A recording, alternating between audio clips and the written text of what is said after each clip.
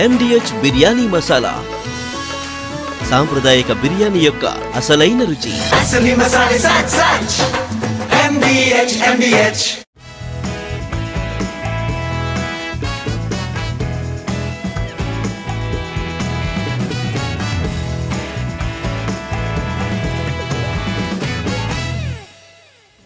It's milestone movies time. ఏంటి అర్థం కాలేదు కదా? మన హీరోలు మెల్లమెల్లగా తమ ల్యాండ్ మార్క్ మూవీస్ వైపు అడుగులేస్తున్నారు. దశాబ్దాలుగా ఇండస్ట్రీలో చక్రం తిప్పుతున్న వాళ్ళంతా ఇప్పుడు తమ కెరియర్ లో గుర్తుండిపోయే సినిమాల కోసం కాంబినేషన్స్ ని సెట్ చేసుకుంటున్నారు. మరి ఎవరా హీరోలు, ఏంటా మైల్స్టోన్ మూవీస్? చూద్దాం ఎక్స్క్లూజివ్ గా. ప్రభాస్ ప్రస్తుతం మామూలు స్పీడ్ మీద లేరు. ఒకేసారి 2-3 ఏళ్లకు సరిపోయే ప్రాజెక్ట్స్ అన్నీ సైన్ చేశారీన. అవన్నీ ఇప్పుడు ఒక్కొక్కటిగా విడుదలవుతున్నాయి. గతేడాది విడుదలైన కల్కి 2898 AD ప్రభాస్కు హీరోగా 23వ సినిమా. ప్రస్తుతం విడుదలకు సిద్ధమవుతున్న రాజాసాబ్ 24వ ప్రాజెక్ట్. హను రాఘవపూడి సినిమాతో 25 సినిమాల మైలురాయి అందుకోనున్నారు రెబల్ స్టార్. సందీప్ రెడ్డి వంగ స్పిరిట్తో ప్రభాస్ 25 సినిమాల మైల్ స్టోన్ అందుకుంటారని అనుకున్నారంతా. కానీ రిలీజ్ అవుతోన్న ఆర్డర్ చూస్తుంటే మాత్రం హను సినిమాతోనే ఆ మార్క్ అందుకోబోతున్నారు ప్రభాస్. స్పిరిట్ ప్రభాస్ కెరియర్లో 26వ సినిమా కానుంది. ఈ గ్యాప్లో కన్నప్పలోనూ చిన్న పాత్రలో నటించారు ప్రభాస్. అలాగే సలార్ 2, కల్కి 2 నెక్స్ట్ లైన్లో ఉన్నాయి. నాగచైతన్య కూడా 25వ సినిమా కోసం ఇప్పట్నుంచే రంగం సిద్ధం చేసుకుంటున్నారు. కార్తిక్ దండుతో ప్రస్తుతం ఈయన చేస్తోన్న సినిమా నెంబర్ 24. మైల్ స్టోన్ సినిమాను, మజిలీ లాంటి సినిమాను తనకిచ్చిన శివ నిర్వాణతో చేయాలనుకుంటున్నారు చైతు. ఇప్పటికే కథ చెప్పి ఒప్పించిన శివ, చైతు 25వ స్క్రిప్ట్ వర్క్ పైనే బిజీగా ఉన్నారు. నాగార్జున కూడా 100వ సినిమాకు చేరువవుతున్నారు. కార్తిక్ అనే తమిళ దర్శకుడితో తన మైల్ స్టోన్ సినిమా ప్రకటించారు నాగ్.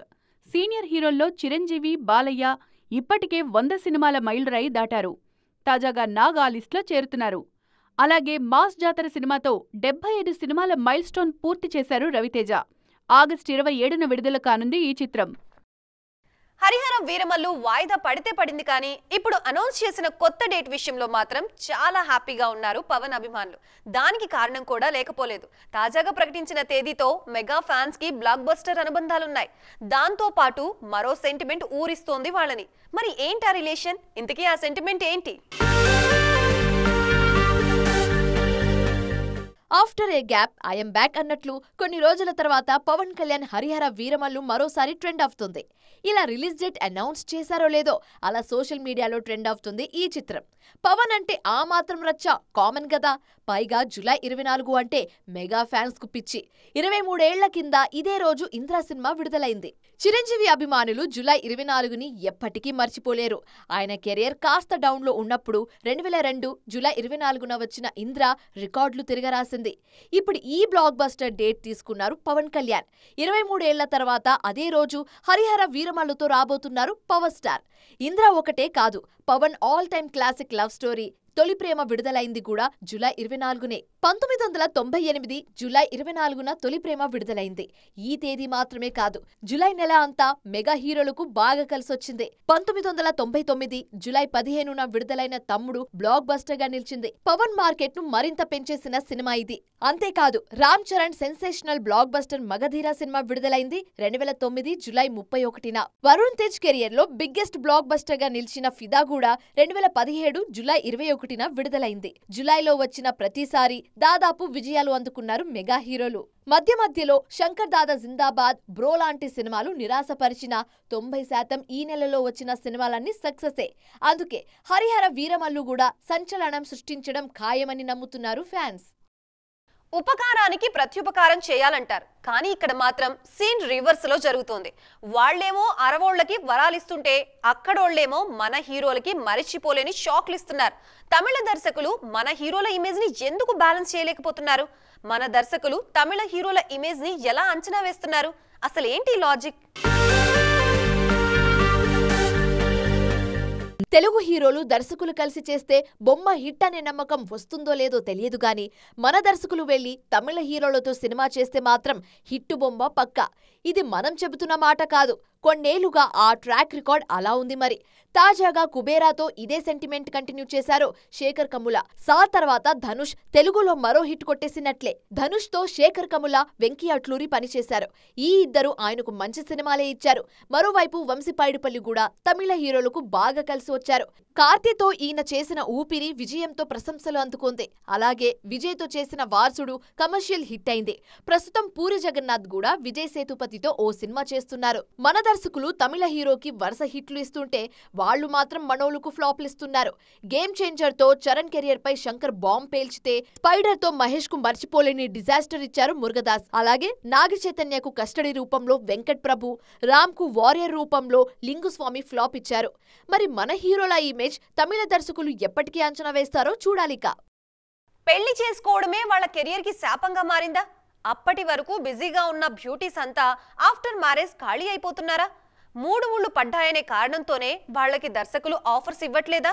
లేదంటే నిజంగా వాళ్లే తమ కెరియర్ ఎండింగ్ కి వచ్చిందని పెళ్లి వైపు అడుగులేశారా? అసలు పెళ్లైన తర్వాత ఖాళీగా ఉన్న హీరోయిన్స్ ఎవరు? పెళ్లి తర్వాత జోరు తగ్గిందా, లేదంటే వాళ్లే కావాలని తగ్గించారా? ఇండస్ట్రీలో కొందరు హీరోయిన్లను చూస్తుంటే ఇలాంటి అనుమానాలే వస్తున్నాయి. ఇప్పుడు 3 ముళ్ళు పడక ముందు 3 పువ్వులు 6 కాయలుగా ఉన్న వాళ్ల కెరీర్ ఇప్పుడు ఎటుపోతుందో తెలియట్లేదు. అక్కడున్నది కీర్తి సురేష్ అయినా, కియారా అద్వానీ అయినా పెళ్లి తర్వాత ఆఫర్స్ తగ్గిన మాట అయితే వాస్తవం. కీర్తి సురేష్నే తీసుకోండి. పెళ్లికి ముందు వరకు వరుస సినిమాలు చేసిన ఈ బ్యూటీ కొన్నాళ్లుగా అంతగా జోరు చూపించట్లేదు. ఇప్పుడు ఆమె నుంచి వస్తున్న ఉప్పు కప్పు రంబు, అక్క, రివాల్వర్ రీట్ అలాంటి ప్రాజెక్ట్స్ అన్నీ ఎప్పుడో సైన్ చేసినవే. శ్రీమతిగా మారాక సింగిల్ సినిమా కూడా సైన్ చేయలేదు కీర్తి. మరోవైపు ఆదిత్యరావు హైదరీకి సైతం సిద్ధార్థతో పెళ్లయ్యాక ఆఫర్స్ రావట్లేదు. పెళ్లికి ముందు హిందీలో బిజీగా ఉన్నారు ఆదితి. ఎందుకో మరి 3 ముళ్ళు పడ్డాకే ఈమె కెరీర్ స్లో అయింది. అలాగే రకుల్ ప్రీత్ ను కూడా శ్రీమతిగా మారాక పట్టించుకోవట్లేదు మన దర్శకులు. కాజల్నేమో క్యారెక్టర్ ఆర్టిస్ట్ ను చేసేశారు. కానీ నయనతార, అలియా భట్ లాంటి బ్యూటీస్ మాత్రం పెళ్లి తర్వాత కూడా అదే జోరు చూపిస్తున్నారు. గంగిగోవు పాలు గరిటెడైనా చాలు అంటూ చిన్నప్పుడు చదువుకున్న పద్యం గుర్తుంది కదా? ఇప్పుడు దేవిశ్రీ ప్రసాద్ ని చూస్తుంటే ఇదే గుర్తుకొస్తోంది. గ్యాప్ లేకుండా సినిమాలు చేసే అంత క్రేజ్ ఉన్నా కావాలనే అలా ఓ గ్యాప్ ఇస్తూ ఉంటారు ఈయన. కమర్షియల్ బ్రేక్ ఇచ్చినా కావాల్సినన్ని రోజులు గుర్తుండిపోయే పాటలు ఇస్తూ ఉంటారు. తాజాగా మరోసారి దేవి మేనియా మొదలైంది. దేవిశ్రీ ప్రసాద్ మాటల కంటే ఎక్కువగా పాటలతోనే పలకరించే వ్యక్తి ఈయన. డిఎస్పీ అని స్క్రీన్ మీద కనిపిస్తే చాలు సగం సినిమా హిట్ అయిపోయినట్లే. ఈయన గ్యాప్ ఇచ్చినా ఆడియన్స్ మాత్రం ఈయన పాటలను గ్యాప్ లేకుండా వింటుంటారు. అదే దేవి మ్యాజిక్. కొన్ని రోజులుగా మరోసారి దేవి మ్యూజిక్ మేనియా మొదలైంది. ఒకప్పుడు ఏడాదికి 10 సినిమాలు కూడా చేసిన దేవి ఈ మధ్య ఆ లెక్క బాగా తగ్గించేశారు. తెలుగులో 2023లో వాల్తేరు వీరయ్య, 2024లో పుష్ప 2 సినిమాలకు మాత్రమే సంగీతం అందించారు. ఈ రెండింటికి దేవి మ్యూజికల్ మ్యాజిక్ ఎలా పనిచేసిందో చెప్పక్కర్లేదు. ఇక ఈ ఏడాది తండేల్కు తన పాటలతో ప్రాణం పోశారు దేవి. అలాగే తాజాగా కుబేరతో మాయ చేస్తున్నారినా. ఒకప్పట్లా వేగంగా సినిమాలు చేయాలనే ధ్యాసేం లేదు దేవికి. చేసిన కొన్ని సినిమాలైనా గుర్తుండిపోయేలా ప్లాన్ చేసుకుంటున్నారు. పుష్ప 2, తండేల్, కుబేరతో దేవిశ్రీ ప్రసాద్ మళ్లీ రేసులోకొచ్చారు. ప్రస్తుతం మోహన్ లాల్ వృషభకు సంగీతం అందిస్తున్నారు దేవి. మొత్తానికి చేసే సినిమాల సంఖ్య తగ్గినా చేసిన ప్రతి పాటతో పూనకాలు పుట్టించాలని చూస్తున్నారు దేవి. బాలీవుడ్ ఆడియన్స్ నిజంగానే కాన్స్ సినిమాల్ని బాయ్కాట్ చేశారా?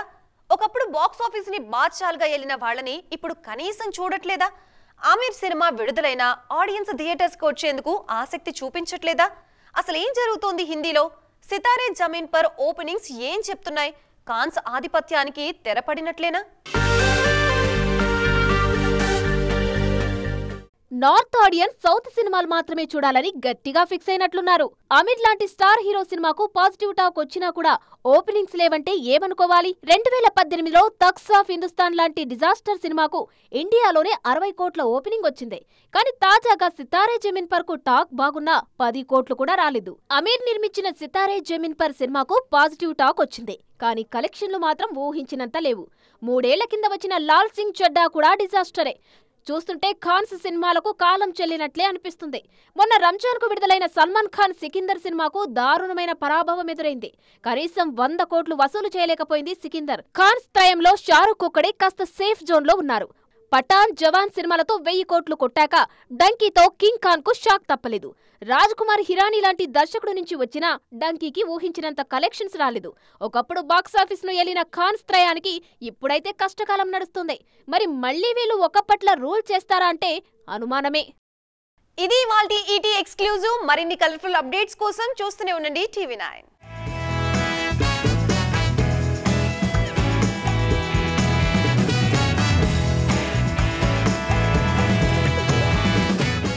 MDH బిర్యానీ మసాలా, సాంప్రదాయక బిర్యానీ యొక్క అసలైన రుచి.